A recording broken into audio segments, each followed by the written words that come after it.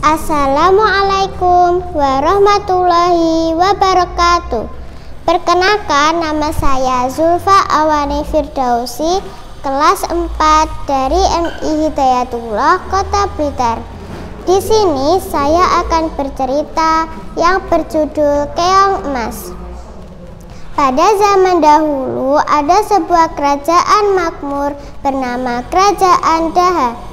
Hiduplah seorang raja dan dia mempunyai 2 orang putri yang bernama Dewi Galuh dan Chandra Kirana.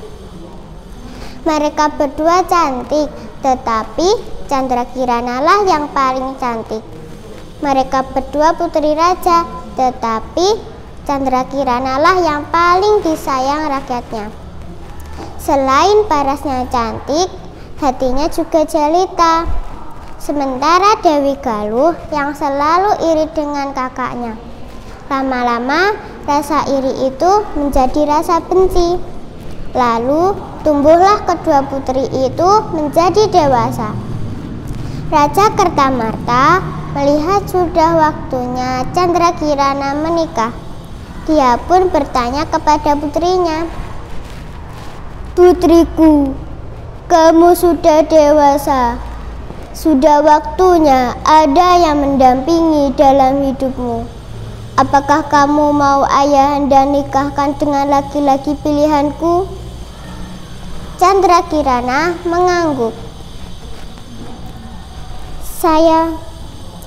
Saya bersedia, ayahanda." "Siapakah laki-laki pilihan ayahanda?" "Laki-laki pilihan ayahanda Raden Inu Kertapati dari Kerajaan Kahuripan.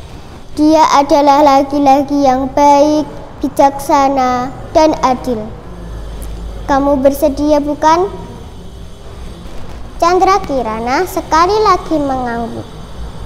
"Saya bersedia, ayahanda."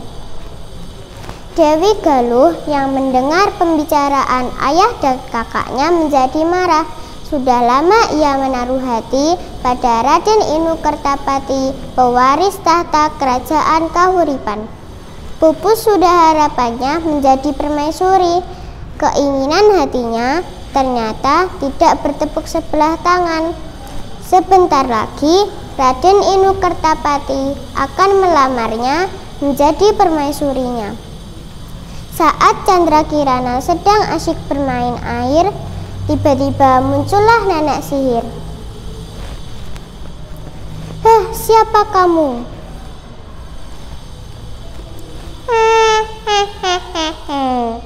"Kamu tidak perlu tahu siapa aku." Nenek sihir itu komat-kamit, lalu merentangkan tangannya.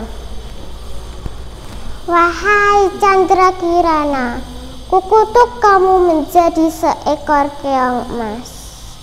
Bim salabim. Kamu hanya bisa menjadi manusia kembali jika kamu menemukan cinta sejatimu. Namun, akan aku pastikan kau tak akan bertemu dengannya.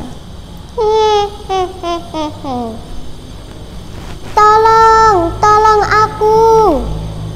Tak ada seorang pun yang mendengar suara jerit tangis Chandra Kirana. Chandra Kirana sudah menjadi seekor keong emas. Tiba-tiba ombak besar menerjang dan menyeret keong emas. Sementara itu di istana Dewi Galuh menyebarkan berita bohong jika Chandra Kirana melarikan diri karena tidak mau dinikahkan oleh Raden Inu Kertapati. Dan jauh di seberang ada seorang nenek tua sedang mencari ikan dengan jaring tuanya. Dia terkejut sebab keong emas yang berwarna berkilau tersangkut di jaring tuanya. Dia pun membawa pulang keong emas itu untuk dipelihara. Ketika nenek tua itu pergi mencari ikan, tiba-tiba keong emas itu berubah menjadi Chandra Kirana. Sebagai ucapan terima kasih karena telah menyelamatkan jiwanya, Chandra Kirana membersihkan rumah nenek tua itu. Selain itu, dia juga memasak untuknya. Sementara itu, Raden Inu Kertapati tidak percaya jika Candrakirana pergi begitu saja. Dia menyamar menjadi rakyat biasa dan mengembara untuk mencari Candrakirana. Rencana itu diketahui oleh Dewi Galuh yang segera memerintahkan si nenek sihir untuk menggagalkan pencarian Raden Inu terhadap Candrakirana. Nenek sihir itu berubah wujud menjadi burung gagak yang dapat berbicara. Raden Inu yang sakti mencium gelagat tidak baik ketika bertemu dengan burung gagak itu. Dia heran sebab burung gagak itu selalu membawanya ke tempat yang jauh dan sepi. "Siapa kamu ini, Gagak?" tanya Raden Inu. Burung gagak itu mengaum lalu berbicara. "Aku ini burung yang arah tujuanmu." Raden Inu yang sakti merasa jengkel. Lalu dia memukul burung gagak itu memakai tongkatnya. Burung gagak itu roboh dan berubah menjadi nenek sihir. Raden Inu semakin membulatkan tekad untuk mencari Candrakirana.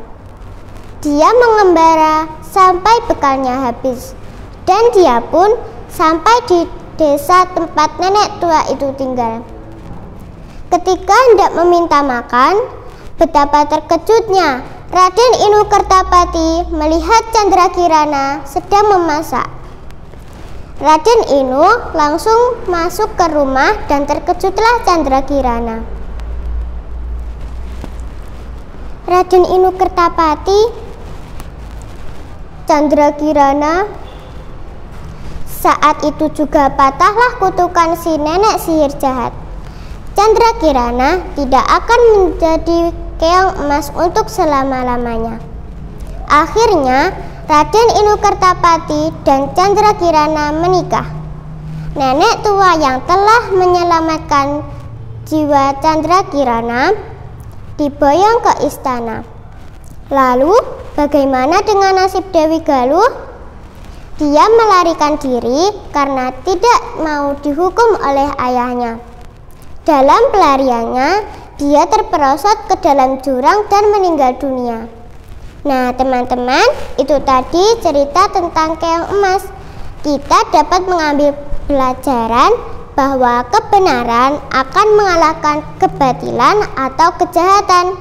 Sifat iri hati itu seperti api yang membakar habis kayu kering kebaikan.